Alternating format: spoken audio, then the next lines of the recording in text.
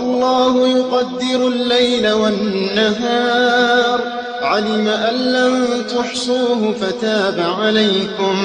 فاقرؤوا ما تيسر من القرآن. علم أن سيكون منكم مرضى وآخرون يضربون في الأرض يبتغون من فضل الله، وآخرون يقاتلون في سبيل الله فاقرؤوا ما تيسر منه،